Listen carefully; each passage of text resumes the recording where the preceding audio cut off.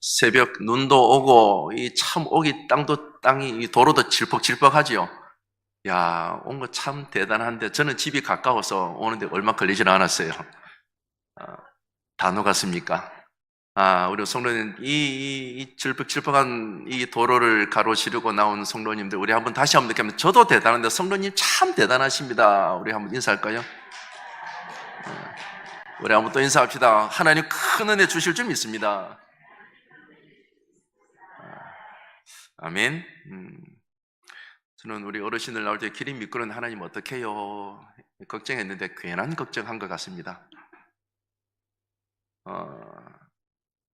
저는 이 교회에 부임하고 나서 하나님이 한없는 은혜를 주세요. 오늘 설교를 잘 할 수 있을지 모르겠어요. 벌써부터 하나님이 눈물을 주시는데 특세를 마치고 하나님이 주시는 그 은혜, 다시금 우리 인생 가운데 비상하게 하시는 그 하나님 꿈꿀 수 있어서 저는 행복해요. 제가 목사님한테 늘 말씀드려요. 목사님, 제가 이 교회에 와서 느낀 게 있어요. 밖에서 보면 교회 참 크다. 근데 너무 예쁘다.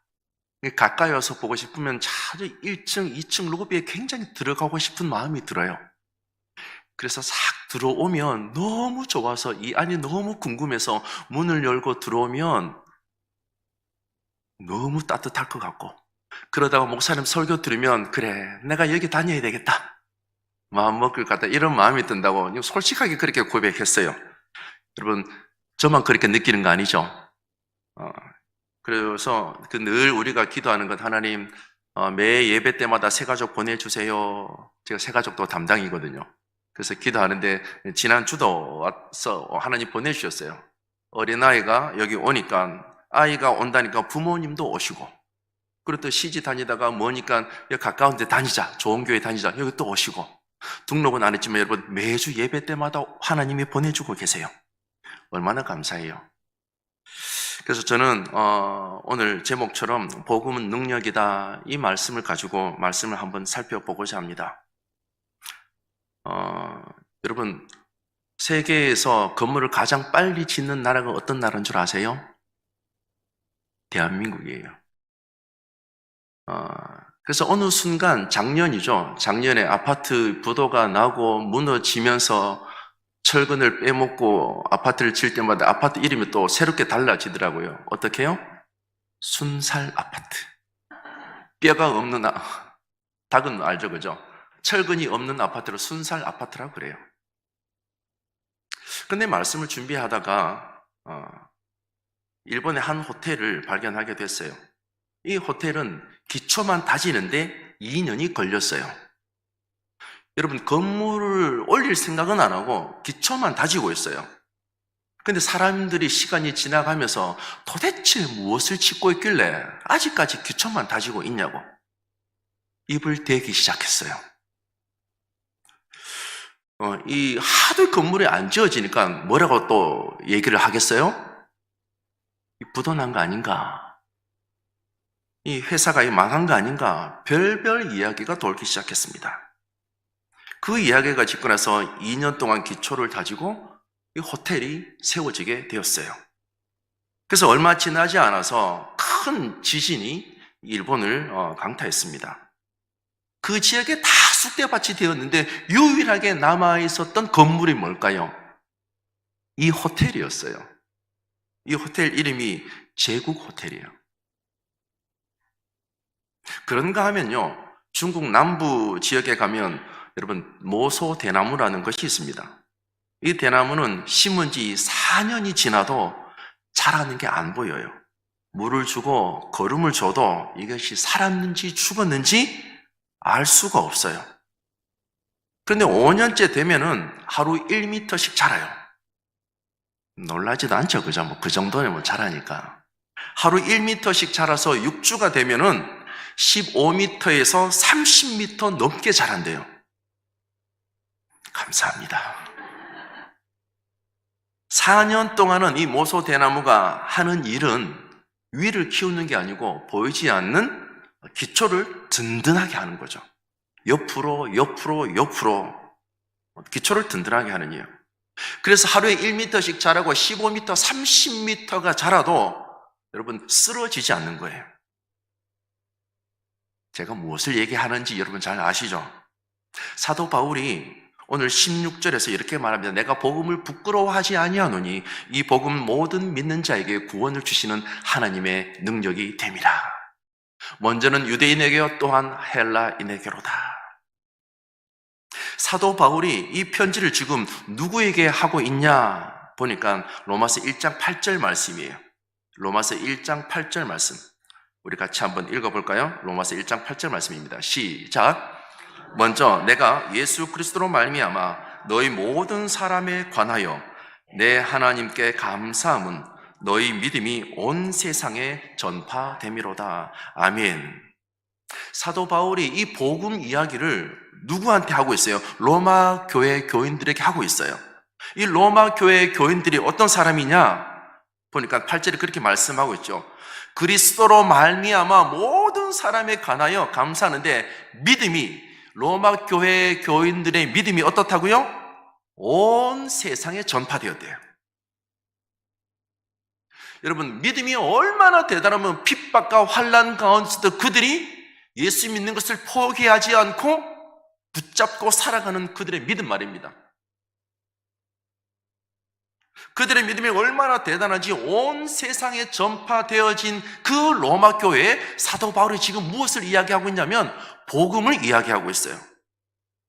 여러분, 우리가 복음 그러면 생각하는 게 뭐예요? 믿지 않는 자들에게 복음을 증거하잖아요. 예수 믿으세요. 예수 믿으세요.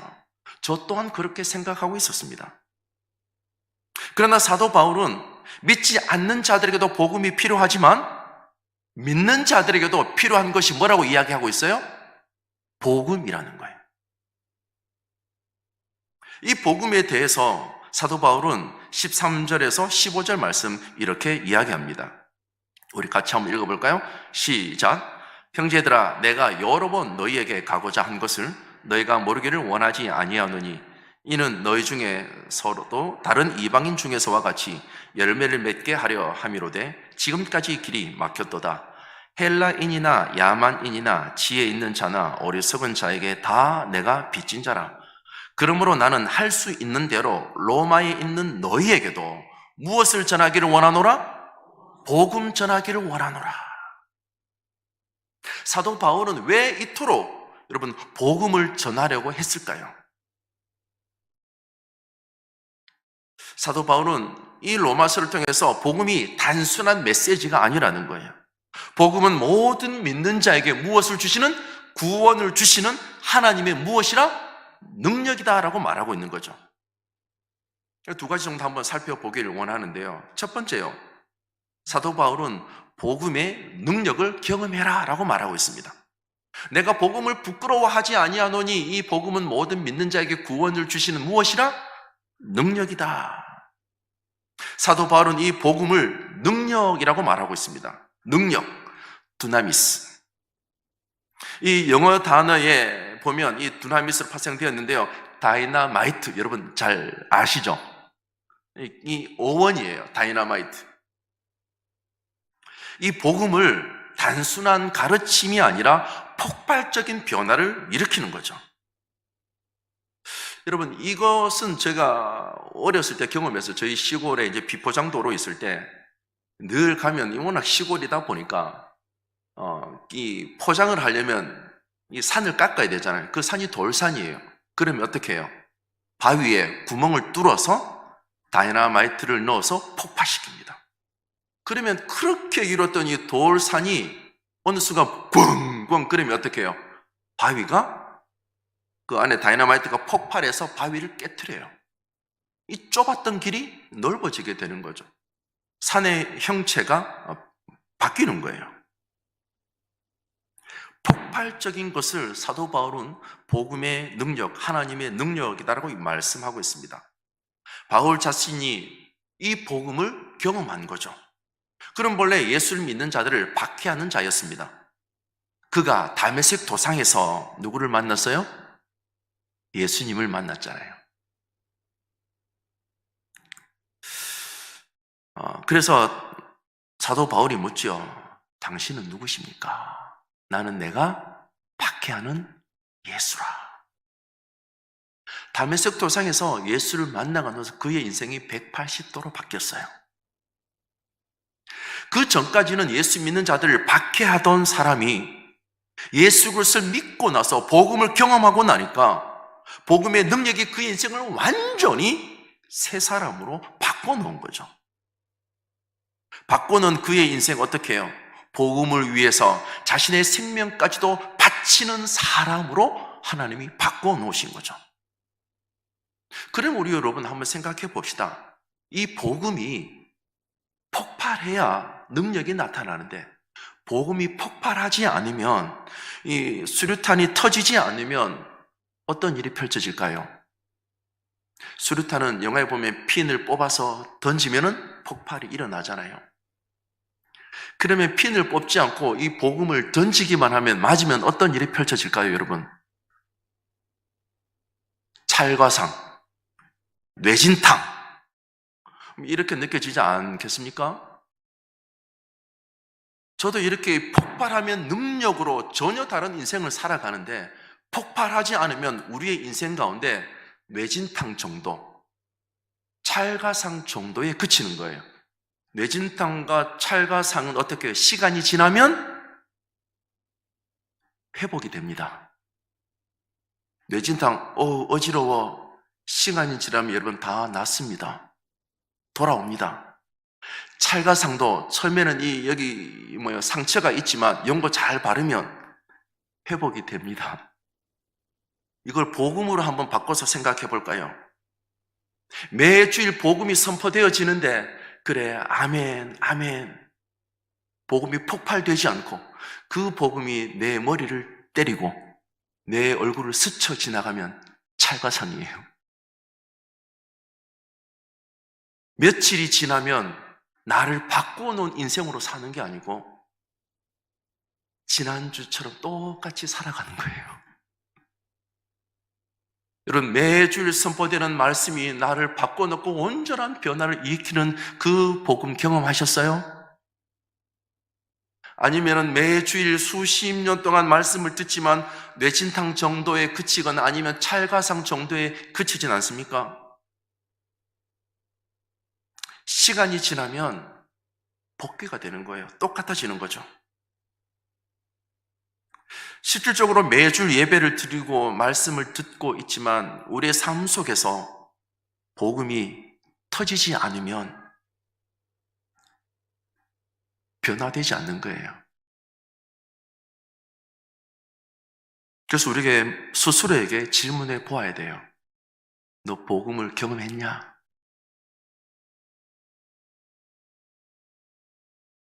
이 말씀을 묵상하다 보니까 저희 아버지 생각이 나요. 시골에서 열심히 다니시고 개척교회도 열심히 섬기시고 다시 시골로 오셔서 다니셨어요. 주일 예배도 다니시고 오후 예배도 드리셨어요. 근데 저희 집에 자녀들이 많잖아요. 6남매. 토요일, 일요일이면 농사철이 되면 아버지는 고민하지 않으셨어요. 일꾼이 많으니까. 토요일 학교 마치고 집으로 오는 게 아니고 저희는 밭으로 퇴근을 했습니다. 밭에서 옷 갈아입고 밥을 먹고 농산일을 거들었죠. 주일이 되면 교회 가는 것이 쉽지 않았습니다. 주일 되면 늘 고민이 된 거죠. 그런데 어머니는 복음을 경험하고는 아버지와 타협을 하지 않으셨어요. 너는 일해라, 나는 교회 간다. 그렇게 사셨어요. 복음을 경험하지 않는 아버지 밑에서 여러분 눈치 보면서 신앙생활하는 게 쉽지는 않았어요. 그래서 이 6명, 6남매가 기도하고 어머니가 기도하고 교회 성도들이 기도했어요. 기도하면 진짜 아버지가 바뀔 것 같고 예수 믿을 것 같았어요. 그런데 1년, 10년 기도했는데 안 바뀌더라고요. 제가 그때 깨달았어요. 다른 사람 예수 다 믿어도 우리 아버지 예수 안 믿는다. 확정했어요. 그런데 시간이 10년이 지나고 시골 교회에 하나님이 한 전도사님을 보내주셔서 집사님, 이 교회 개척하고 싶은데 교회 지을 자리 좀 알아봐 주세요. 또 없는 거 아버지 좋아하시니까, 잘하시니까. 그냥 어느 땅에 교회 지으면 될 거라고 생각하신 모양이에요. 근데 이 땅, 저 땅 다 알아봐도 함부로 교회 지을 수 없다는 걸 깨달으셨어요. 29번째 집, 그 집에 찾아가서 자네 이보게 이곳에 교회 지으려고 하는데 좀 도와주게나. 그래서 그 땅을 겨우 샀어요. 사서 이제 기초 공사를 하려고 하니까 이 논이 도로보다 아래에 있잖아요. 그 논을 파서 이제 기초를 하려는데 자갈을 채워야 되는데 시골에 그냥 이 냇가에 있는 자갈 퍼 넣으면 될 거라고 생각했는데 나라거여서 함부로 할 수 없다 하더라고요. 그래서 허락을 받고 이 시골은 꼴짝꼴짝 지나니까 거기서 이제 못 상류에 보면 자갈이 밀려와서 못이 줄어드니까 이곳에 파서 좀 넣으려고 하니까 서로 좋잖아요. 그래서 면 사무소에 허락을 받고 그렇게 다 벗어 넣었는데 이 시골 꼴짝이 들어보면 어떻게 해요? 이 모든 농로를 지나야 되거든요. 이 포장되지 않는 농로, 덤프트럭이 자갈을 싣고 나오니까 한여름에 어떻게 되겠습니까, 여러분? 먼지가 푸옇게 일어나니까 이 농작물에 모든 먼지가 다 앉은 거예요. 농사 망한 거죠. 뭐 그래도 아버지는 교회 짓고 아버지가 다 물어주면 되겠거니 하면서 생각을 하셨대요. 그래서 저녁에 이제 소고기를 다 사서 가정마다 이제 나눠줘야 되겠다. 요거도 먹어도 어쩔 수 없다. 보상 다 해줄게. 염려하지 마라. 이 마음 가지고 아버지가 그렇게 교회를 이제 짓는데 도우셨어요. 근데 여러분, 마지막 덤프트럭이 탁 못 상류에서 자갈을 싣고 나와서 도로에 탁 올라오는 순간 맑은 하늘에 소나기가 30분가량 쏟아졌대요. 그러고 나서 비가 나와서 차가 움직일 수 없어서 30분간 모든 게 스탑이 되면서 비가 그치고 내려오는데 마지막 계산을 탁 하고 나니까 모든 게 해결된 거예요. 그래서 아버지는 이 보상해줘야 되겠다 싶어서 하도 이상해서 다 지불하고 거기 한번 가보신 모양이에요. 이건 농로에 지나가 보니까 사람이 물 뿌리고 씻어도 그렇게 깨끗하게 씻을 수 없대요. 그래서 아버지가 집에 오셔서 잠을 자려고 하니까 잠이 안 오더래요. 그래서 교회 짓는 빈 컨테이너 들어가서 하나님 앞에 엎드렸대요. 하나님, 내가 수십 년 교회를 다녔지만 이 일은 하나님 말고는 하실 수 없습니다. 그때 하나님이라는 존재를 경험하게 된 것이죠. 그때 복음을 경험하신 아버지 180도로 바뀌시더라고요. 그때 흘린 눈물이 5년, 10년, 15년, 20년 가까이 지나 이 시점에도 아버지는 늘 새벽을 깨우고 기도하고 계시더라고요. 그때 아버지가 복음을 경험하신 후 여러분 어떤 일이 펼쳐졌냐면요. 온 가족, 집에 오는 가족마다 자네 여기 한번 앉아보게, 이서방, 김서방 한번 앉아보게. 이 교회를 질 때 하나님이 이렇게 역사하시더라. 교회 잘 다녀라. 예수 잘 믿어라. 목사인 저를 앉혀놓고 아버지가 그렇게 말씀하시더라고요. 신목사, 내가 이런 경험을 했다. 이 예수 잘 믿어라. 가족에서 그치지 않았어요. 온 동네 어르신들, 아버지 그 용달차로 식사를 사드리고 목욕탕에 모시고 가서 떼밀어 드리면서 그래서 아재요. 내가 교회 짓다가 이런 일을 경험했는데 하나님 말고는 이렇게 바꾸실 분이 없습니다. 저하고 같이 교회 다닙시다. 예수 믿읍시다. 여러분, 하나님을 경험한 사람은 내가 만난 그 하나님을 자랑하고 싶은 거죠. 전하고 싶은 거죠. 하나님이 사랑한 그 교회를 섬기며 말입니다. 그 전에 어떤 일이 있었냐면요. 아버지가 하나님을 경험하고 나니까 어머니가 바뀌셨어요. 어머니는 무슨 일만 있으면 교회에 가셔서 섬기시고 그러셨어요. 설거지도 하고 청소도 하고 하셨는데 아버지가 예수를 경험하고 나니까 아버지가 더 많이 교회를 다니세요. 제가 집에 가면 어머니가 그렇게 말씀하세요. 야이야, 너 아버지 큰일 났다. 무슨 일만 있으면 교회 간다. 일이 안 된다. 사랑하는 여러분, 복음이 능력인 줄 믿습니다.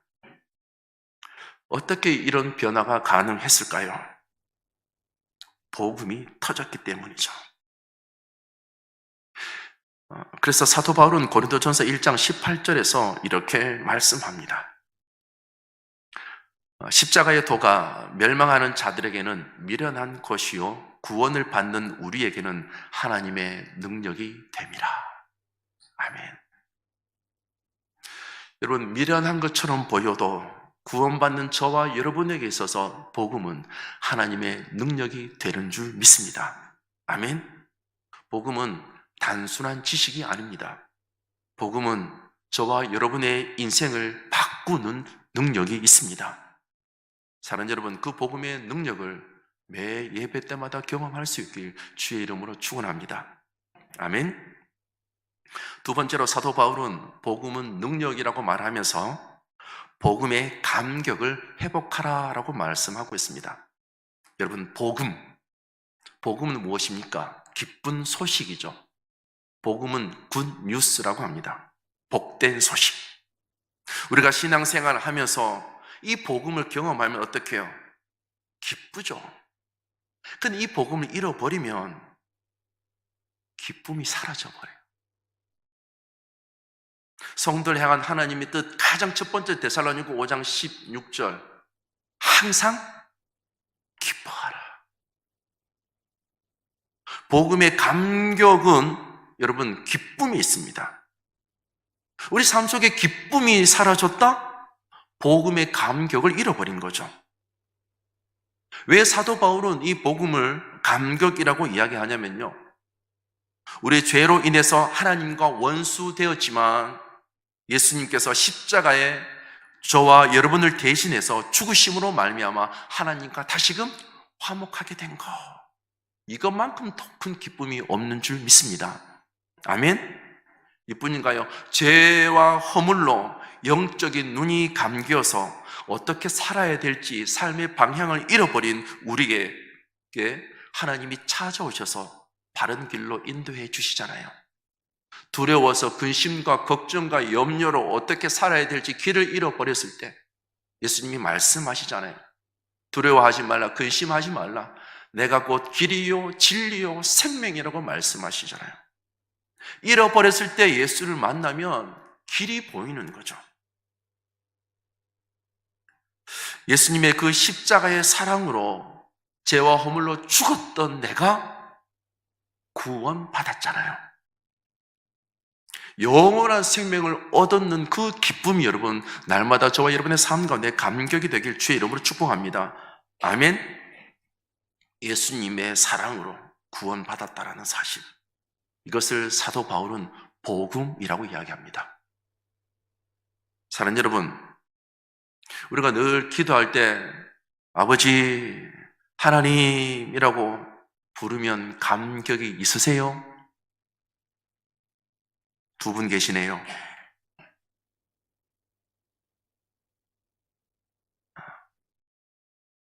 우리가 늘 기도의 자리에서 고민하며 하나님, 이 문제 해결해 주세요. 그 문제가 해결된 것보다 사랑하는 자녀들이 원하는 그런 고등학교, 대학교 합격한 것보다 우리가 그렇게 열심히 모아서 더 큰 집으로 이사 간 것보다 저와 여러분의 인생 가운데 하나님이라고 부를 때 그 하나님이 저와 여러분에게 주시는 그 기쁜 말입니다. 저는 교회 와서 이 기쁨을 하나님이 회복해 주셨어요. 그 문제가 해결된 것보다, 그렇게 기도하며 했던 것보다, 더 좋은 것을 얻는 것보다 하나님이라고 부르면 하나님이 내게 찾아오셔서 아들아, 내가 안다. 내가 안다. 길을 잃어버린 저의 인생 가운데 찾아오셔서 길 대신 예수 그리스도, 그분이 나를 불러주시는 그 기쁨, 그 감격 말입니다. 사랑하는 여러분, 그 기쁨 있으세요? 우리 그 하나님 한번 불러볼까요? 하나님 한번 불러봅시다. 너무 멀리 느껴지세요? 아버지라고 한번 부르면 어떨까요? 아버지라고 한번 불러봅시다. 가깝게 느껴지세요? 아버지라고 부르는 감격이 있으세요? 저는 목사의 삶을 살아가면서 아버지와 굉장히 친하고 아버지라고 부르면 늘 그 감격이 있는 줄 알았어요. 근데 사역을 하면서 바쁘게 지내다 보니까 어느 순간 우리의 삶 가운데 큰 결정을 하게 된 날이 왔어요. 그래서 시간을 내어서 기도원을 가서 기도를 했어요. 예전에는 일주일마다 한 번씩 늘 기도원을 찾았지만 어느 순간 1년이 가도 기도원을 잘 찾지 않더라고요. 바쁘니까. 그래서 기도원을 찾아서 아버지라고 부르는데 그 아버지가 가까이 계신 게 아니고, 여러분 죄송해요, 너무 멀리 계세요. 아버지라고 불러도 그 감격, 그 은혜, 나를 붙드시는 그 손길 느껴지지 않았어요. 하루를 찾고 이틀을 찾고 3일째 찾고 4일째 찾고, 근데 아버지라고 부르니까요, 그 아버지가 말씀하시더라고요. 그것이 여러분 감동 아닐까요? 어느 순간 우리의 삶 가운데 그 감격이 있는 줄 알고 감동이 있는 줄 알고 사는데 불러도 형식적인 그 시간을 보내고 있는 거예요. 그래서 무엇을 해도 기쁨이 없고 무엇을 해도 피곤하고 지치기만 한 거죠. 사도 바울은 복음이 능력인 것을 이야기하면서 복음의 감격을 회복하라라고 말하는 거예요. 복음의 감격을 경험한 사람은 여러분 어때요? 어떠한 상황 가운데 있다 할지라도 기쁨을 잃어버리지 않는 줄 믿습니다. 아멘? 늘 뭐 하면 피곤한 거죠. 힘든 거죠. 왜요? 감격을 잃어버렸으니까. 그래서 사도 바울은 복음의 능력을 경험하고 감격을 경험하면서 회복하면서 고린도후서 6장 10절에서 이렇게 고백합니다. 근심하는 자 같으나 항상 기뻐하고 가난한 자 같으나 많은 사람을 부유하게 하고 아무것도 없는 자 같으나 모든 것을 가진 자로다. 아멘. 사도 바울은 그의 삶이 여러분 아무것도 없고 근심하는 것 같은데 그의 근심과 그의 걱정, 가난, 그를 가둘 수 없었던 거죠. 왜요? 그 복음의 감격이 그를 이끌고 있거든요. 사랑하는 여러분, 복음의 감격은 저와 여러분이 처해 있는 그 환경을, 현실을 뛰어넘는 기쁨을 허락해 주는 줄 믿습니다. 아멘.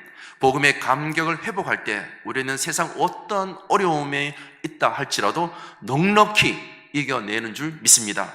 아멘. 사도 바울은 복음의 능력을 경험하라라고 말씀하면서 복음의 감격에 빠지라라고 말합니다. 오늘 우리가 살펴본 로마서 1장 16절 말씀, 내가 복음을 부끄러워하지 아니하노니 이 복음은 모든 믿는 자에게 구원을 주시는 하나님의 능력이다라고 말합니다. 복음은 능력이다.